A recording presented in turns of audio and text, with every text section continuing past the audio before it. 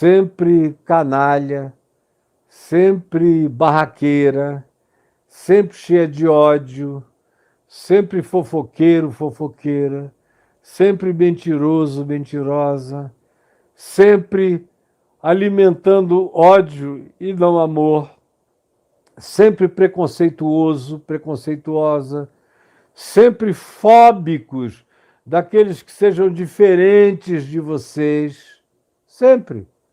Como, por exemplo, ontem eu estava vendo com a Adriana um documentário que todo mundo, todo cristão deveria ver. Onde eu assisti aqui no canal Brasil, na Sky, e chamado Fé e Fúria. Quem nunca viu deveria ver o quanto antes. Fé e Fúria. Documentário sem comentários. São as pessoas falando. Umas falando de como veem a ação das outras. São evangélicos descendo o pau nos cultos afro e são as mães de santo e os pais de santo, o babalalaô, como meu amigo Ivani dos Santos, dando as suas opiniões. Aí o choque. Os crentes parecem os bruxos, parecem os feiticeiros raivosos, cheios de ódio. E os que são de cultos afro, cheios de antropologia, de filosofia, de educação, de pensamento acadêmico, de boa atitude, dizendo a gente não consegue compreender. Já buscamos até diálogo para dizer não, nós nunca nos metemos na vida de ninguém, deixem só a gente ficar aqui no nosso culto. E o diagnóstico de todos eles é que essa brutalidade começou de fato com a Igreja Universal, aí por volta de 88, 89, quando Macedo deu ordens explícitas para que as igrejas universais invadissem galpões de macumba, de umbanda, de candomblé, de qualquer culto de origem ou de ascendência ou de conexão afro, e quebrassem tudo e saíssem no pau. Eu me lembro, eu estava morando na Califórnia e recebia os jornais do Brasil todos os dias e me agoniava de ver. Digo, meu Deus, isso começou do dia para a noite, se alastrou, virou caso público de polícia. 88, 89 e 90, horroroso. E esse pessoal lúcido dos cultos afro, dizendo foi daquela época para cá, e os nossos maiores perseguidores são eles, e os outros aprenderam com eles a fazer a mesma coisa. Todos os outros neopentecostais, especialmente, têm uma vontade enorme de invadir, de quebrar tudo aqui. E às vezes eles invadem à noite e quebram. E depois que se juntaram com o tráfico de drogas, que passaram a lavar dinheiro para o tráfico, e é uma profecia que eu fiz há 40 anos, 35 anos no máximo, sentado com o André Fernandes e o Marcinho VP, traficante do Morro Dona Marta, que já está morto. Tem um livro que o Caco Barcelos escreveu sobre ele, chamado... como é o nome do livro, meu Deus? Não é Desaforado, é uma coisa assim o nome do livro. Eu li o livro e conheço tudo daquela história daquele livro. E Abusado, é uma coisa assim o nome do livro. Vai acabar virando documentário e filme, porque é um livro muito bem escrito e totalmente histórico.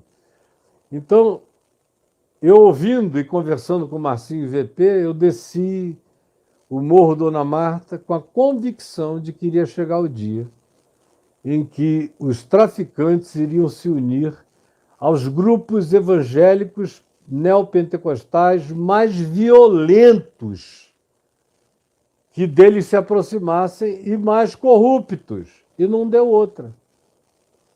Igreja séria tem dificuldade nessas comunidades. Agora, a igreja onde o pastor chega com aqueles maneirismos de bandido e começa a levar uma conversa não só com traficantes, mas com milicianos também, e vai se oferecendo para facilitar as coisas, acaba lavando dinheiro, fica com um percentual, devolve outro, bota em contas que eles mandam que seja depositado, como toda lavagem de dinheiro acontece. E são seres do mal. Eu nunca pensei que a profecia dos cultos afro fosse ser tão bíblica, pertinente, neotestamentária e parecida com o Evangelho, como eu ouvi ontem e tenho ouvido no curso dos últimos anos. E a dos evangélicos, tudo que dizem, tão parecido com o que se dizia nos cultos de feitiçaria, de magia negra, de desejos do mal, de provocação de violência. Houve uma inversão total de tudo. E eu e a Adriana vendo aquilo, quando acabou, ela falou, eu perdi o sono. Eu já sei disso tudo, mas assisti os próprios caras falando, de dentro da igreja, sem nenhuma vergonha do mal que fazem, e levando essa multidão para o engano. Que coisa horrorosa! Pois bem, o que nós vemos no Brasil é uma proliferação de evangélicos sem nenhum fruto digno de arrependimento. O arrependimento que eles dizem, não, eu dançava, eu ia para o baile funk, não vou mais. Eu fumava maconha, não fumo mais. Eu cheirava pó, não cheiro mais. Eu bebia, não bebo mais. É tudo coisa exterior, coisas que entram pela boca. Mas eles não cuidam das coisas que saem do coração, conforme Jesus diz em Marcos 7, que são as que contaminam o ser.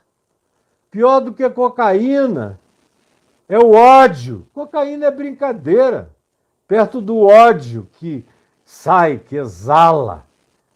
O drogado viciado é uma vítima que precisa de ajuda de saúde pública. Todos os usuários, os traficantes precisam de educação, de emprego. A maioria deles nasceu sem alternativa. Já nasceram em famílias de gerentes de tráfico, foram herdeiros nessa dinastia perversa. E aí os policiais, que ontem eu aprendi, eu conheci a vida inteira a banda podre da polícia. Ontem eu comecei a ver que hoje em dia os que são oprimidos pela polícia nesses lugares, nas comunidades e nas favelas, são chamados hoje em dia de banda gospel da polícia. Banda gospel. De tão perversa, a maioria deles é evangélico, protegem os traficantes que se declaram evangélicos, que também protegem a polícia gospel e que se unem aqui e ali para destruírem um outro grupo de traficantes que não fez a mesma escolha gospel. De modo que tanto faz quem você seja, basta escolher o lado gospel da existência, que polícia e bandido se tornam um só, miliciano e polícia se tornam um só, traficantes e milicianos se unem para um trabalho comum. Por quê? Porque não produziu o que eles ouviram, não converteu quem pregou, não converteu quem ouviu, não converte ninguém, só faz produzir torcidas organizadas, ideologicamente preparadas para a dominação perversa de qualquer ditador populista. É só isso. O terreno está semeado para o que de pior possa vir, em todos os sentidos, em todos os cenários.